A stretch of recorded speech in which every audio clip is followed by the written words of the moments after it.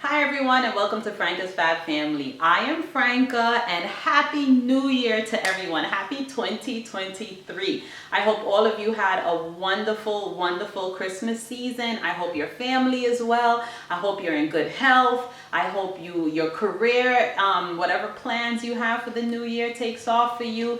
And I hope that if you're a parent or hoping to become a parent, that you continue to watch our program, give us a like, subscribe, hit the notification button, and we are going to start the series on parenting for the new year. First, I want to tell everyone to take some time to please forgive yourself and forgive anyone that you need to forgive who you feel has done you wrong last year, and just let it go. Start new, let it go.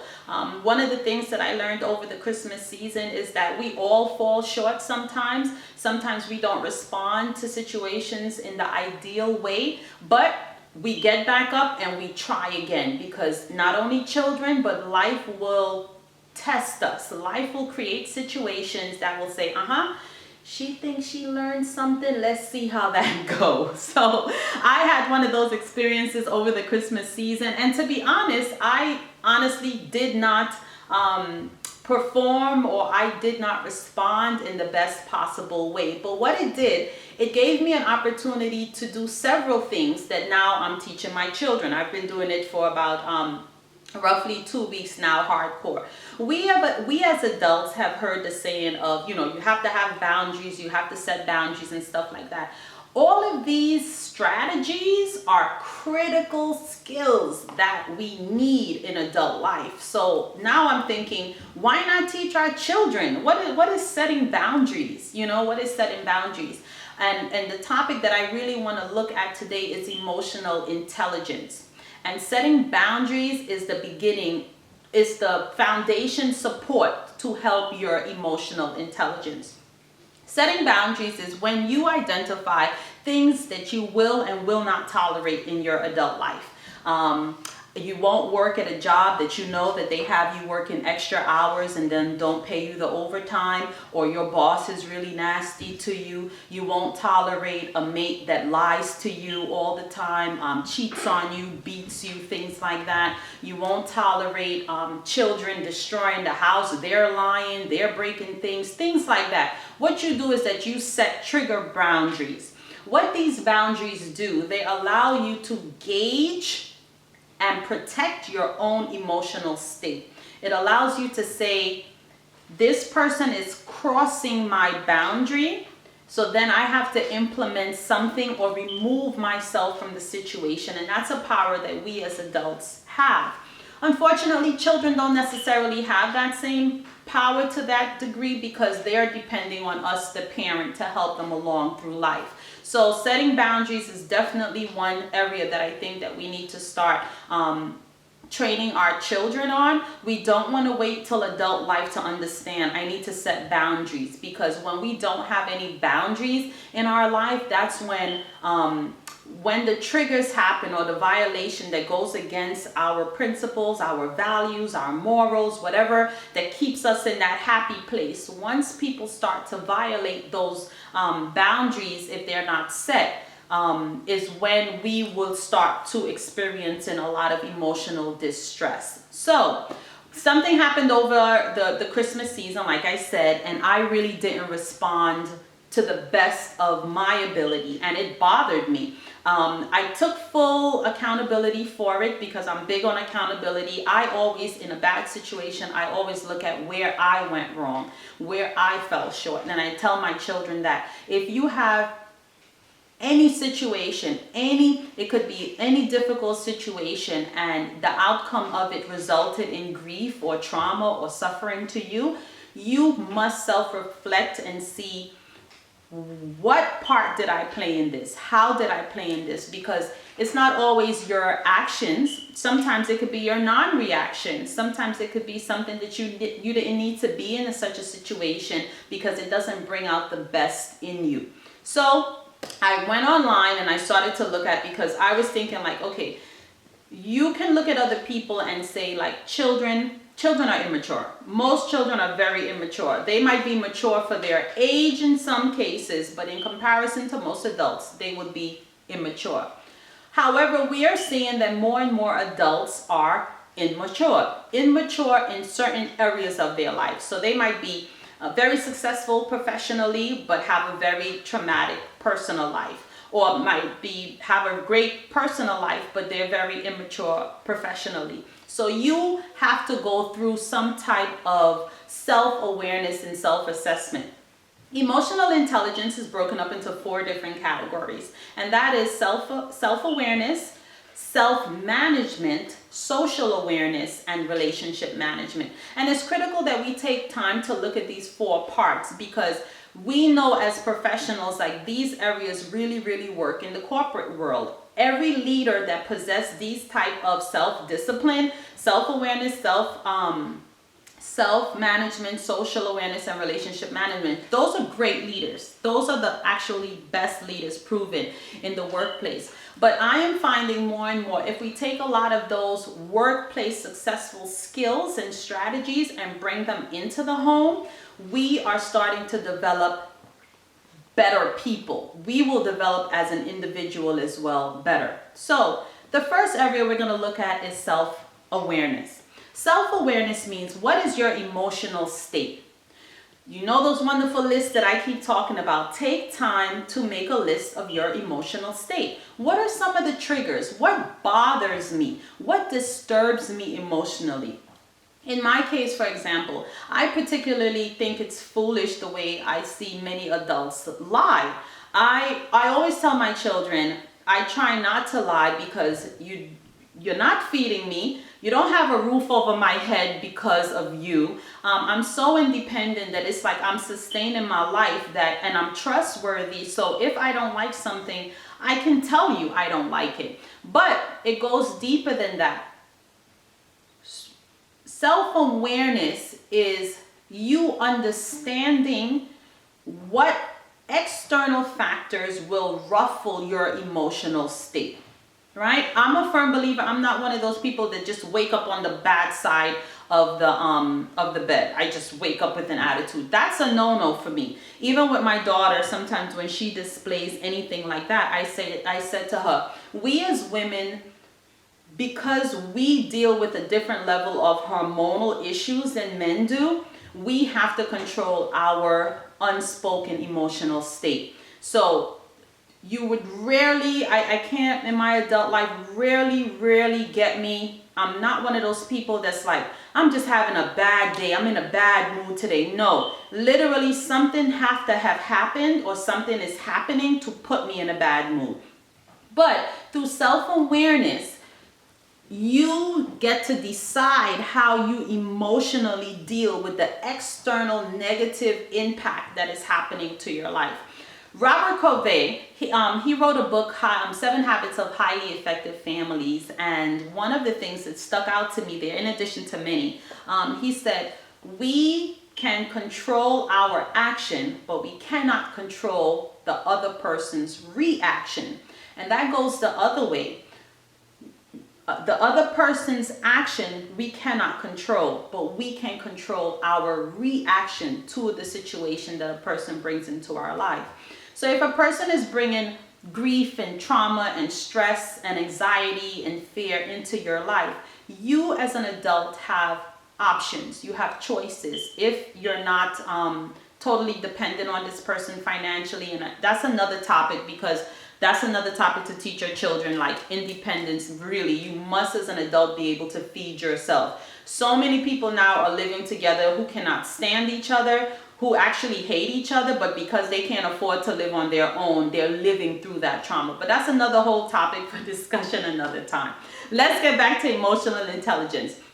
So self-awareness is when you take stock of your emotional state. You write that list. I'm always talking about making a list, because when you write down a list, it brings it into real perspective. You analyze what is happening.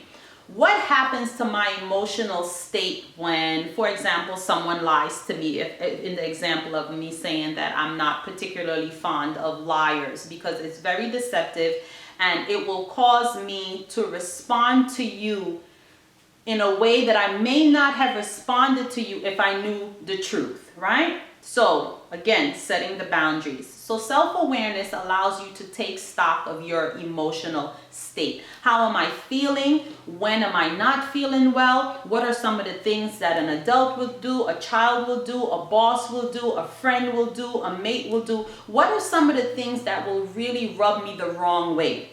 That's fine. Everyone have those triggers. It's called triggers. The next stage after you can identify your emotional state is, how do I manage it? What are my strategies when I am violated, or when someone comes, they cross my boundary? Do I cut them off all the way? Do I stay silent? Do I move away? A lot of men, for example, my cousin liked to say, is beat women with their silence. When they're not happy with you, they will beat you with their silence. But that's another issue of an emotional dysfunction, because it doesn't really help the situation. That's like sweeping the dust under the carpet. So self-awareness and self-management, when you get to self-management, you are going to come up with a healthy way to fix the problem, or remove yourself from the problem, or to deal with the situation. Self-awareness gets you to look at how your emotional state is affected by another person, and how you manage that when it's a negative impact. The reason why these two areas are so good to teach children, children normally have a burst of uncontrolled emotions within them. And they will normally just get punished or yelled at, or certain things will be taken away from them. But I'm realizing now that that's not the best way. After going through 4 children, and Jordan will attest, like he one time he said, I feel like I was a test child and the other kids now are, having the good life. It's not that. I was very young then. I did not know. I was not taught. And as I saw Jordan's reaction and Jordan's development, I shifted because I want to help bring out the best in my children, because that's my job as a parent, and if I have to change in order to help them, that's my job. And that moves us into social awareness. Social awareness is putting yourself in another person's shoes, taking time to express and understand empathy, taking time to see when a person is suffering. I have a broad range of knowledge from many different topics, because as things have always come up in my life, I just go and I will research it, and I want to find out more. I want to overcome shortcomings. And social awareness is when you really take stock of how another person in your life might be feeling. And it might be your boss, it might be your mate, and in this case we're talking about parenting, so it's the children. When the children wake up, how are they behaving? Look at them. Remember, did they go to bed on time last night? So today they're very irritable. And you as the parent, if you have social awareness, you can empathize with, honey, I know that you are tired and that's why you have to go to bed a little bit earlier. So tonight we're going to make sure you go to bed earlier so you wake up in a better mood or in a better spirit, because children cannot control their emotions as well as adults. However, I am finding that as I expose my children to emotional intelligence, when things happen and I start to call it out, particularly like in Gabriel. Gabriel, he's the younger twin, and he reminds me most of my emotional passion and like fearlessness of life. So what happens is that he would be very, very happy. Oh, it's a full-blown tornado, hurricane, earthquake when he's not, and he just turned 10 last month. So as I started to learn more about emotional intelligence and how to implement it in my personal life, I started to teach the children, because I'm like, the sooner you can learn to control yourself, control your emotions, identify how do you feel, your feelings matter. For a long time, men have been taught to bottle up their feelings, and we all know what is happening and what has happened when a person bottles up their feeling. I call it the pressure cooker method. You apply enough pressure, you apply enough heat, and you apply enough time, and what will happen? It will explode. So a small argument can turn into death, into some cases, and that's not where we want to go as a people. So when we understand social awareness is when we start to take time to see how another person is feeling, how another person is traumatized, how another person might be stressed out. And like I said, over the Christmas season, I had a situation to test me, and I failed. I fully well failed. And it really created a rude awakening for me as to, okay, this is not just about me, the children, it's about us as a human species, as mankind. How are we going to continue to operate like this? And as a parent, how are we going to help our children avoid some of these shortcomings? So after you start to learn of social awareness, you go through relationship management. Relationship management now is saying, oh, okay, I can manage my relationships better. I'm aware of my emotional state. I've set boundaries that I know what bothers me. I will not make friends with male or females if I know that you are like a pathological liar and you lie at a whim. After I catch you in enough lies, I will look at you side eye like, I take everything you say with a grain of salt. Or there's some people, lazy people. Lazy people really irritates some people. An ambitious person who's always like, yeah, let's get this done. Let's get this done. That will irritate you. Luke is the most peaceful of all the children. When I say peaceful, I mean, I always tell Luke love is his superpower, right? He's very cooperative. I can call Luke 100 times and he would come and never give attitude. I will tell Luke to do something and he would do it. But then sometimes when it comes to his own needs, I find that he behaves sometimes lazy. So I would say to him, Luke, being lazy doesn't help you. And what I try to do is start giving him strategies and stuff like that to help himself. And I will continue to help him once, of course, I'm parenting him, because I do believe that the parenting backs off as the child gets older, as I'm experiencing now with Jordan. So you as an individual, you as a parent, you must identify things within your children that trigger you. You must also identify things within other adults that trigger you. That way you can set your boundaries. Certain violations, they are irrevocable. Like you can't recover from it. Those are people that you just remove from your life because they're not best for you. You're not best for them. You don't hate them. You don't mean them any harm, because that's another whole issue of carrying baggage that you don't want to do. But it's how you deal with it, how you choose to deal with it emotionally.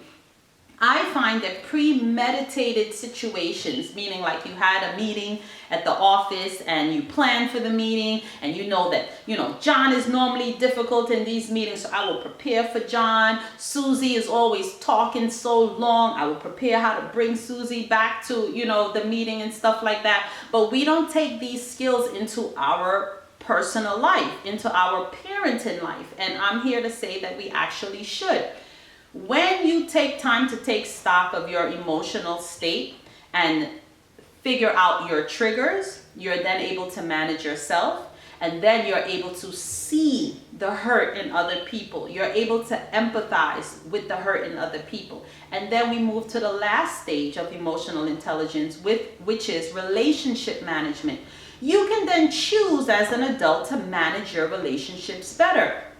The thing is, when you have young children in the house, you must be able to manage that. You must be able. I have 4 children and all 4 have very, very different personalities. Very, very different. When each one came, I was like, and I have twins. They came to the planet together. And I was like, these 2 born in the same month, born in the same day, they have 2 totally different personalities.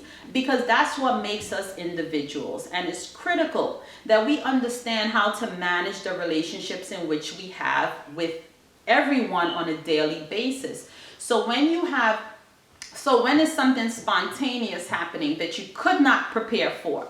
I could not prepare for someone coming in. You did this. You did that. I have an example of that. When President Obama, I remember when he was in office, he had a press conference and someone from the back of the room yelled out, "You liar, you liar." And I'm watching this live and I'm like, wow. And I remember President Obama turning his head. He looked, he took a moment, and I saw for a split second, he assessed himself. He went back into himself, and it was such a split second. And then he went back and he continued the press conference. He didn't get like angry in his face. He didn't change his disposition. And I remember many years ago thinking, wow, that is such self-control. You know, and I know at the time I for sure didn't have it. And as I am learning more and more of emotional intelligence, I am finding that it's critical. The same way we are not born learning how to read and write, we are not born learning how to ride a bike, and certain skills that we acquire over time. Children do not automatically develop emotional intelligence unless they're taught. We as adults, actually, there's so many studies now that are finding that emotional intelligence is so critical for all leaders in the workplace. If you're a leader in the workplace, more than likely you would have went to one of these leadership trainings and you would have gotten some type of training on emotional intelligence. What if we implemented that in our children from a young age? What if we got children to understand, and it will have to be altered as they move up in stage. You take stock of your emotion. For a child is 5, their emotional outbursts will be totally different to a child is 10, 15, 18. It's different. And if we help the children understand that your emotions matter, they matter. How do you feel about A, B, C? And you as the parent know what triggers your children. You see it. They're on the floor carrying on and all, you know, you see it. So here is where we as parents, if we develop emotionally, we can actually help our children develop emotionally in their adolescent and childhood life, and they can transition better into adult life. They can manage their relationships better. So I want to encourage you today. For the month of January, I want you to take on emotional intelligence. I want you to look at yourself, look at your mate. Actually, you could tell your mate about it or tell your family members about it, but this is about your personal development, your journey. So, emotional intelligence again have 4 parts. 4, self-awareness, self-management, social awareness, and relationship management. Take some time and Google emotional intelligence, because I'm telling you, the will and we have the strength to change certain things only within ourselves. And as a parent, we must take stock of our emotional state and teach our children the same. Imagine children being able to understand that not only do their emotions matter, but they get to control it. They get to implement strategies of, listen, let's say, use my twins for example. Anaya loves alone time. She would come home from school and go to her room and she would draw for an hour. She would read for an hour. She would just relax. This morning she came into my room while I was working out and she was like, "Mommy, where is the..." It was actually the Bible. We read in the morning. She was like, "Where's the Bible?" Her Bible. I gave it to her. She sat there peacefully for 20 minutes and read some Proverbs on her own. And then when she was done, I said to her, I wasn't finished. So, you know, you can pray for your future, you can pray for your life, or you can just think about your day. Gabriel, on the other hand, Gabriel is a social butterfly. Gabriel will the whole 20 minutes until I'm like, "Baby, can mommy get a few minutes? Can I get a few minutes?" Now, both of them have just totally different personalities. Neither one is right or wrong, but it's just a matter of how they control themselves, and as a parent, how I understand their emotions and what they need while I guide them to what will help them become their best self in adult life through skills and strategies. Through skills and strategies. These things that we are experiencing as adults, we had to learn them. Or if we did not learn them, we are experiencing the suffering of the lack of them. Most people who did not have the parental guidance growing up, they have major voids within themselves. You know that you have a void. So instead of covering it up with, being a manipulator or being a liar or being just fake all around, take some time and say to yourself, what are some of the issues? If I always like to use this, if two different people in your life has ever given you the same criticism, they don't know each other. So it's not like if Tom and Joe are talking about you, so they are comparing notes. No, we're talking about, look at your life. At least two different people over the course of your life has been able to give you the very same criticism. That's life speaking to you, because that's how you're reflecting to the world. That's how people are viewing you. And emotional intelligence would say, for social awareness and for relationship management, I need to take stock of myself. I need to look at myself a little better and have, self-management better. I need to look at those things within myself, and I need to assess if these things are true or if they're not. But like I said, if two different people are telling you the exact same things and these people have never met, that might be just what you're giving off. So emotional intelligence is definitely not just for children, and I want us all to take time to remember, as parents, we are instilling skills and strategies and developmental thresholds into our children. And one indicator is when you find something within yourself that you wish you're working on, you wish you did not do or you could do better. These are areas to teach your children, so they don't have to repeat the same mistakes that you have made. They don't have to repeat the same mistakes that I've made. And I'm very honest with my children. I don't have to hide things. When I got home, I told them what happened, and then, you have to be accountable as a parent, and you cannot be a hypocrite, because I'm telling you, if you do things in the house, children, whether you say something different, your actions definitely will guide them a whole lot more than your actions. Children are really smarter than we give them credit for, and I've proven that 4 times around. So, I hope everyone is ready for the new year. If you have a new job that you want, if you want to lose weight, if you want to do whatever you want to do, I'm telling you, the sky's the limit. And parenting, I am here for the children, and I'm here for us parents as well. For new and existing parents, parenting is definitely a human job that we have to take much more seriously. And through the development of emotional intelligence, just like getting a degree or just like getting anything else that we wanted in life, it's a journey. So take time to really, really see what your emotional state is. And if it's not where that you control yourself, let's work on it and look it up. It's called emotional intelligence. There are videos, there are enough books now. There are even YouTube quick reads of quick videos that will just run you through them quickly. Emotional intelligence, definitely we need it as adults, and definitely children need it. I am Franka Potter. I want to thank you so much for taking the time to hang out with me, and I wish you a wonderful day, and I hope to see you tomorrow. Take care.